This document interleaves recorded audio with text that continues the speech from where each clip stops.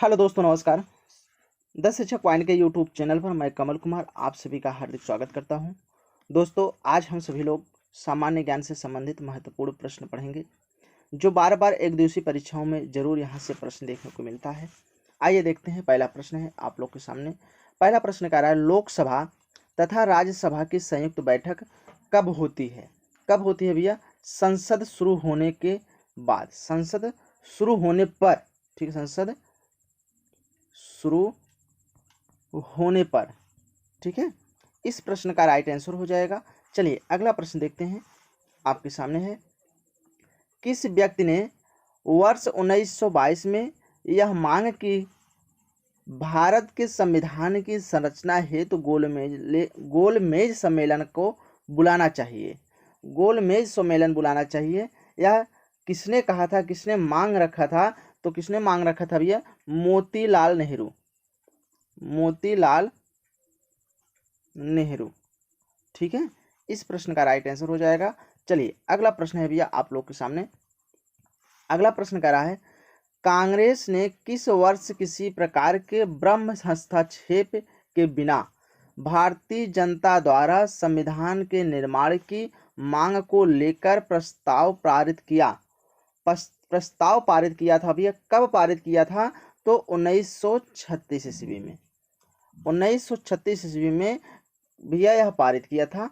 आपका right answer हो जाएगा। चलिए अगला प्रश्न है भैया आपके सामने। वर्ष 1938 में किस व्यक्ति ने व्यक्ति के मताधिकार के आधार पर संविधान सभा के गठन की मांग की? किसने मांग किया था भैया कि संविधान में के वोटिंग सिस्टम हो और इस संविधान गठन का मांग करने वाले व्यक्ति कौन थे? तो कौन थे भैया? जवाहरलाल नेहरू। जवाहरलाल नेहरू। इस प्रश्न का राइट आंसर हो जाएगा। अगला प्रश्न है भैया आपके सामने। अगला प्रश्न कह रहा है, वर्ष 1942 में किस योजना के तहत यह स्वीकार किया गया कि भारत एक निर्वाचित संविधान सभा का गठन होगा जो युद्धोपरांत संविधान का निर्माण करेगी? यह भैया किस वर्ष इस योजना के तहत स्वीकार किया गया था? तो किस योजना? क्रिप्स योजना। आपका आंसर हो जाएगा क्रिप्स योजना। क्रिप्स योजना इस प्रश्न का राइट आंसर हो जाएगा। चलिए अगला प्रश्न है भैया आपके सामने। अगला प्रश्न कह रहा है, राज्यसभा के लिए नामित प्रथम फिल्म अभिनेत्री कौन थी? नामित कौन अभिनेत्री थी भैया? नरगिस दत्त। कौन थी? नरगिस दत्त। नरगिस दत्त। इस प्रश्न का राइट आंसर हो जाएगा। चलिए अगला प्रश्न है भैया आपके सामने। अगला प्रश्न कह रहा है, संविधान संशोधन कितने प्रकार से किया जा सकता है? संविधान संशोधन 5 प्रकार से किया जा सकता है। इस प्रश्न का राइट आंसर हो जाएगा। चलिए अगला प्रश्न है भैया आपके सामने। अगला प्रश्न कह रहा है, कैबिनेट मिशन योजना के अनुसार संविधान सभा के कुल कितने सदस्य होने थे? कितने सदस्य होने थे? 389 सदस्य होने थे। चलिए अगला प्रश्न है आपके सामने। अगला प्रश्न कह रहा है, संविधान सभा के लिए चुनाव कब निश्चित हुआ था? संविधान सभा चुनाव के लिए कब निश्चित हुआ? समय कब निश्चित किया गया था? तो कब निश्चित हुआ? जुलाई 1946 ईस्वी में जो है संविधान सभा के चुनाव के लिए समय निश्चित किया गया था। ठीक है, इस प्रश्न का राइट आंसर हो जाएगा। अगला प्रश्न है भी आपके सामने। अगला प्रश्न है, किसी क्षेत्र को अनुसूचित जाति और जनजाति क्षेत्र घोषित करने का अधिकार किससे है? किसे है भैया?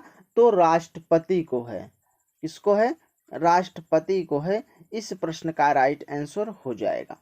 ठीक है, चलिए अगला, विधानसभा को किसने मूर्त रूप प्रदान किया? किसने प्रदान किया था भैया? जवाहरलाल नेहरू। जवाहरलाल नेहरू। इस प्रश्न का राइट आंसर हो जाएगा। ठीक है, चलिए अगला प्रश्न है आपके सामने। अगला प्रश्न कह रहा है, भारत में कुल कितने उच्च न्यायालय है? भारत में कुल कितने उच्च न्यायालय हैं? भारत में कुल कितने उच्च न्यायालय हैं भैया? तो आप सभी लोग जानते हैं भारत में कुल कितने उच्च न्यायालय हैं, तो 24 थे, लेकिन वर्तमान की बात किया जाए तो वर्तमान में कुल 25 हैं। ठीक है, इस प्रश्न का राइट आंसर हो जाएगा। चलिए अगला प्रश्न है, संविधान सभा की प्रथम बैठक कब हुई थी? संविधान सभा की प्रथम बैठक 9 दिसंबर को हुई थी। 9 दिसंबर 1946 ईस्वी में संविधान सभा की प्रथम बैठक की गई थी।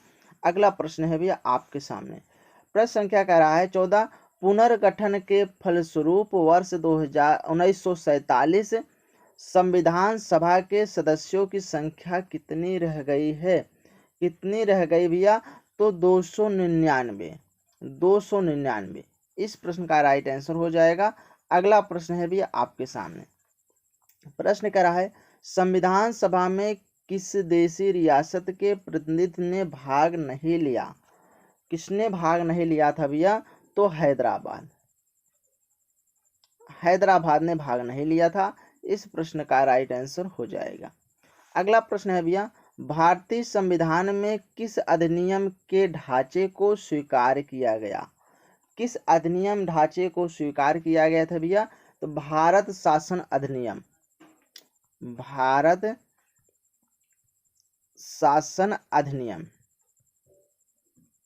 भारत शासन अधिनियम 1935 को स्वीकार किया गया था। इस प्रश्न का राइट आंसर हो जाएगा। अगला प्रश्न है भैया आपके सामने, राष्ट्रपति चुनाव संबंधी मामले किसके पास भेजे जाते हैं? किसके पास भेजे जाते हैं भैया? उच्चतम न्यायालय। उच्चतम न्यायालय के पास भेजे जाते हैं। भारत में उच्चतम न्यायालयों की संख्या कितनी है भैया?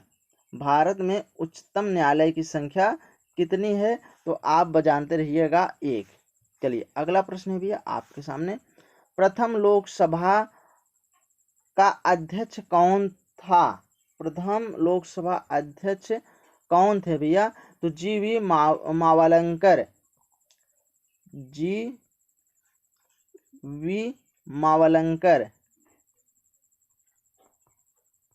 जी.वी. मावलंकर प्रथम लोकसभा अध्यक्ष थे।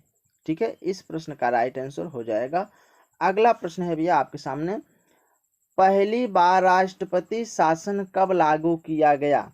पहली बार राष्ट्रपति शासन कब लागू किया गया था? तो 20 जुलाई को लागू किया गया था। कब लागू किया गया था? 20 जुलाई को लागू किया गया था। किस सन में लागू किया गया था? तो 1951 ईस्वी में। इस प्रश्न का राइट आंसर हो जाएगा।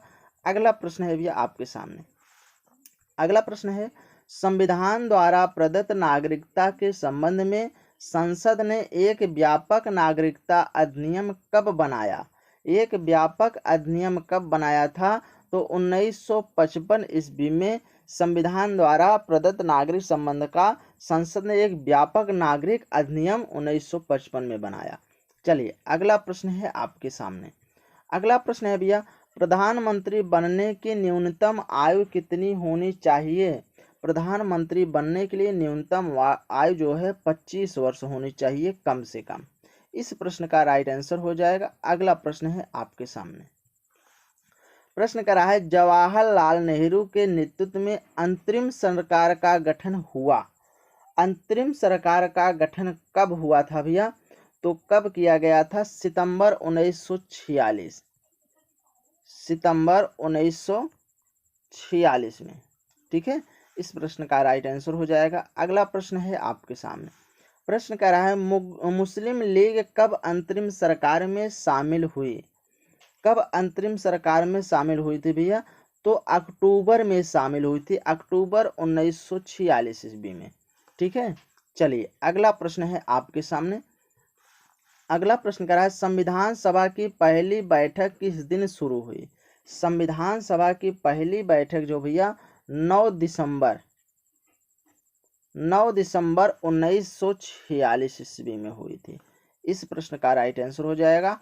अगला प्रश्न है भैया आपके सामने, संविधान सभा का पहला अधिवेशन कितनी अवधि तक चला था? कितना अवधि तक चला था भैया? तो 9 दिसंबर 1946 से 23 दिसंबर 1946 तक चला था। ठीक है, इस प्रश्न का राइट आंसर हो जाएगा दोस्तों। चलिए अगला प्रश्न है भैया आपके सामने।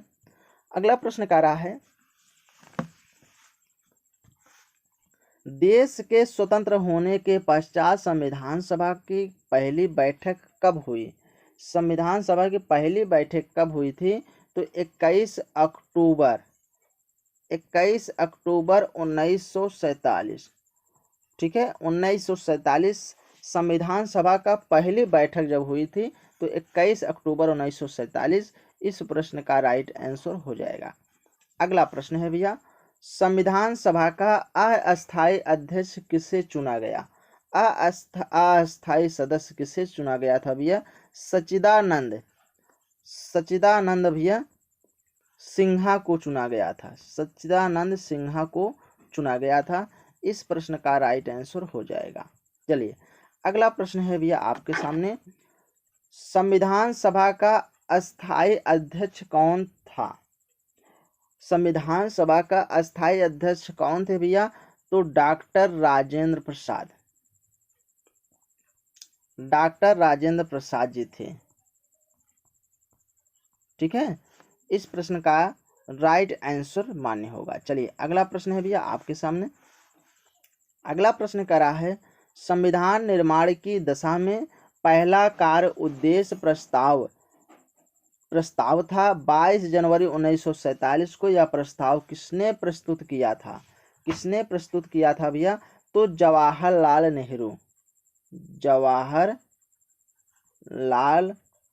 नेहरू ने। ठीक है, चलिए आंसर हो जाएगा। अगला प्रश्न है भी आपके सामने। अगला प्रश्न कर रहा है, भारत के पहले राष्ट्रपति के रूप में डॉक्टर राजेंद्र प्रसाद का चुनाव किया गया था। किसे चुना गया था भैया? डॉक्टर राजेंद्र प्रसाद को चुनाव किया गया था। किसके द्वारा भैया? यह संविधान सभा के द्वारा। संविधान सभा के द्वारा डॉक्टर राजेंद्र प्रसाद को जो है राष्ट्रपति के रूप में इनको चुना गया था। ठीक है, चलिए इस प्रश्न का राइट आंसर हो जाएगा। अगला प्रश्न है भैया आपके सामने।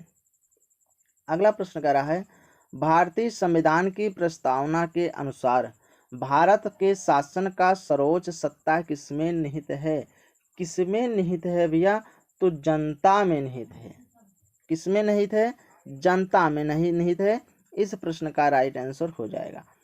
अगला प्रश्न है भैया, भारत के प्रथम सिख प्रधानमंत्री कौन थे? भारत के प्रथम सिख प्रधानमंत्री कौन थे? मनमोहन सिंह एक सिख धर्म के प्रधानमंत्री माने जाते हैं। सिख धर्म के प्रधानमंत्री डॉक्टर मनमोहन सिंह जी थे। इस प्रश्न का राइट आंसर हो जाएगा। अगला प्रश्न है आपके सामने, प्रधानमंत्री पद से त्यागपत्र देने वाले प्रथम व्यक्ति कौन थे? प्रधानमंत्री पद से त्यागपत्र देने वाले प्रथम व्यक्ति कौन थे? तो मोरारजी देसाई जी थे। इस प्रश्न का राइट आंसर हो जाएगा। चलिए अगला प्रश्न है भैया आपके सामने, भारत के नियंत्रक एवं महालेखा परीक्षक की नियुक्ति कौन करता है? भारत के महालेखा परीक्षक और महालेखा परीक्षक की नियुक्ति कौन करता है? तो राष्ट्रपति करता है। इस प्रश्न का राइट आंसर हो जाएगा। अगला प्रश्न है भैया, भारतीय संविधान के किस भाग को उसकी आत्मा का आख्या प्रदान की गई है? उसकी आख्या प्रदान की गई है भैया। तो क्या है वो? प्रस्तावना है। इस प्रश्न का राइट आंसर हो जाएगा। अगला प्रश्न है भैया आपके सामने।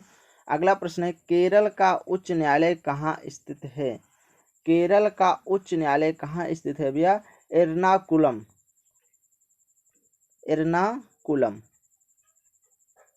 केरल का उच्च न्यायालय जो है एर्नाकुलम में स्थित है। इस प्रश्न का राइट आंसर हो जाएगा। अगला प्रश्न है दोस्तों, राज्यसभा के लिए प्रत्येक राज्य के प्रतिनिधियों का निर्वाचन कौन करता है? कौन करता है भैया?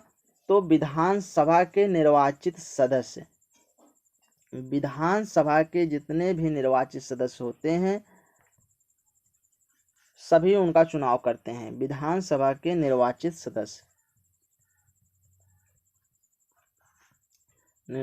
सदस्य, ठीक है। चलिए अगला प्रश्न है भी आपके सामने कि 31वें संवैधानिक संशोधन अधिनियम द्वारा लोकसभा की अधिकतम संख्या कितनी निर्धारित की गई है? कितनी निर्धारित की गई है भैया?